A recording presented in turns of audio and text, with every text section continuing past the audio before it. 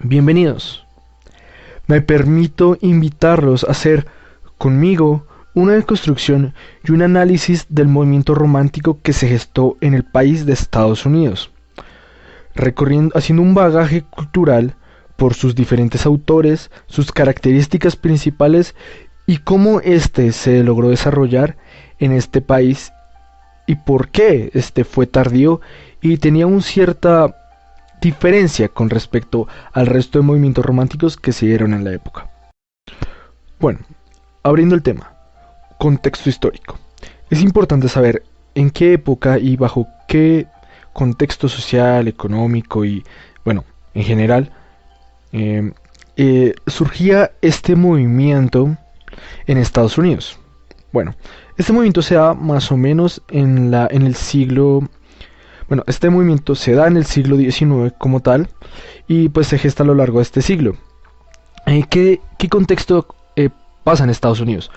Pues Estados Unidos resurge como una colonia independiente, como así decirlo.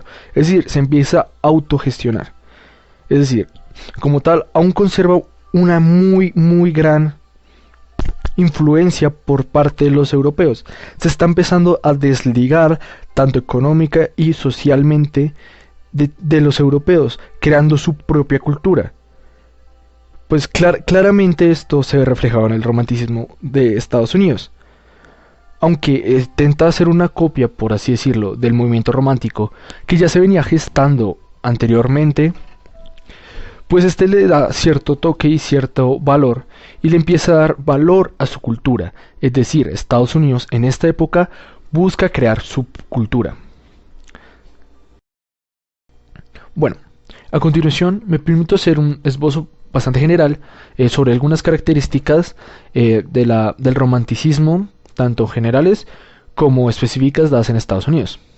Bueno, la característica principal como tal del romanticismo es romper con el clasicismo y la ilustración, es decir, con todo ese racionalismo y todo ese movimiento que se venía dando. También encontramos que, digamos que llega a Norteamérica, bueno, encontramos que en Estados Unidos se gesta en 1820. Las ideas románticas giraban en torno a la dimensión espiritual y estética de la naturaleza y subrayaban la importancia del arte como expresión del yo. Ahí tenemos una característica muy importante, la expresión del yo, tanto como para el individuo como para la sociedad. Ahí vamos, digamos que hay muchas figuras que después se van a seguir manejando. Se pretende una independencia no solo lo que respecta al tema, sino también a la lengua. Ingresa el paisaje americano, adelantándose por el interés en el color local, quedando fascinados por el paisaje y el primitivismo de sus habitantes. Es decir, se empieza a exaltar a la nación, se empieza a crear cultura. Pues también encontramos que, digamos, se encuentra una proliferación de americanismos, regionalismos, galicismos y neogalicismos. Se inicia la crítica a la historia de la literatura nacional, se consolida la poesía popular, predomina la prosa, nace el cuento, nace la crónica de viaje, el cuadro de costumbre, muchas, como por así, muchas características tiene como en general. Y bueno, aquí está el punto de disección entre el romanticismo de otros países y el estadounidense. Encontramos que existen dos tipos de romanticismo en Estados Unidos. El romanticismo puritano, que es una eclosión literaria a mediados del siglo, tiene su centro en Boston y pues más o menos está muy influido por el romanticismo europeo y las doctrinas orientales. Y pues, o sea, y trataba de exaltar mucho la naturaleza y la importancia que ésta llevaba hacia el yo. Y encontramos como tal el que más, por así decirlo, el que más tiene interés, que es el romanticismo oscuro, como tal se le denominó. Este como tal tiene o sea, las tramas son mucho más oscuras, se muestra mucho menos optimista ante la condición humana, la naturaleza, la divinidad.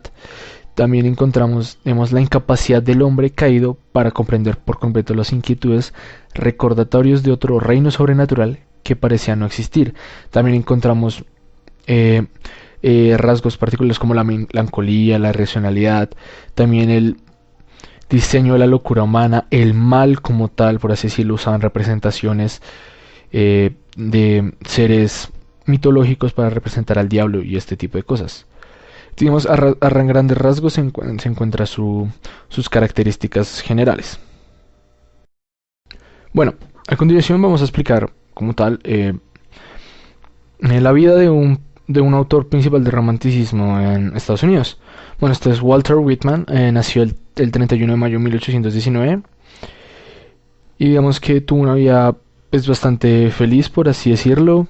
Una vida normal en Boston, en Estados Unidos, se muda a Nueva York, es pionero, digamos, en la poesía y en los cuentos, por así decirlo. Digamos que en 1852 publicó una novela titulada La vida y las aventuras de Jack Engle. Una autobiografía, una historia de Nueva York en la actualidad, en la que el lector encontraría algunos personajes conocidos de 6 entregas del New York's The Sunday Dispatch.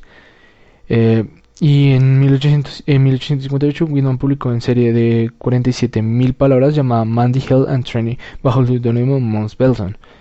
Es que estas son ciertas cosas muy importantes. También digamos que este fue afectado por la guerra civil. Y pues básicamente es la vida en general de este autor.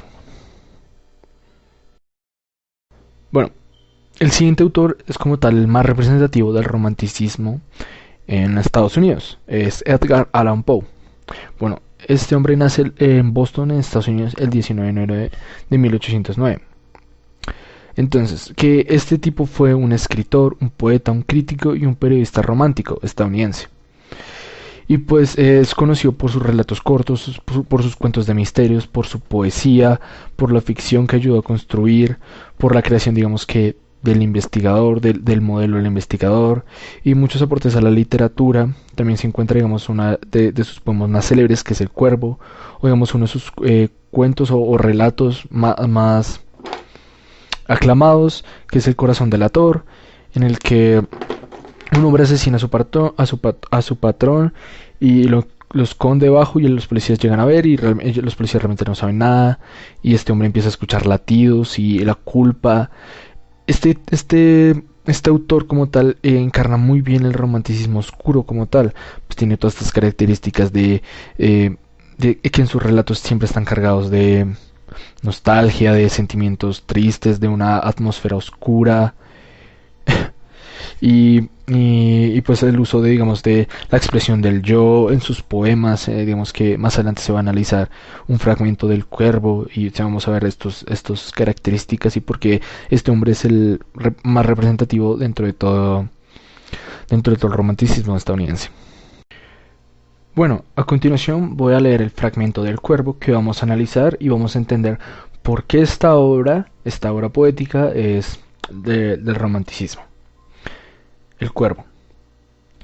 Una vez, al filo de una lúgubre medianoche, mientras débil y cansado, en triste reflexión, he bebido, inclinado sobre un viejo y un raro libro de olvidada ciencia, cabeceando, casi dormido, oyóse de súbito un leve golpe, como si súbitamente tocaran a la puerta de mi cuarto.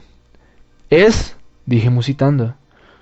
Un visitante tocando quedó a la puerta de mi cuarto. Eso es todo, y nada más. ¡Ah! Aquel lúcido recuerdo de un gélido diciembre, espectros de brasas moribundos reflejadas en el suelo. Angustia del deseo del nuevo día. En vano, encareciendo a mis libros, dieran tregua a mi dolor. Dolor por la pérdida de Leonora, la única virgen radiante. Leonora, por los ángeles llamada. Aquí ya sin nombre, para siempre.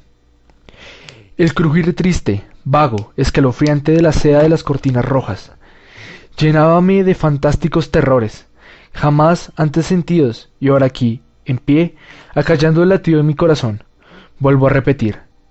¿Es un visitante a la puerta de mi cuarto, queriendo entrar? ¿Algún visitante? ¿Qué a deshora en mi cuarto quiere entrar? Eso es todo, y nada más.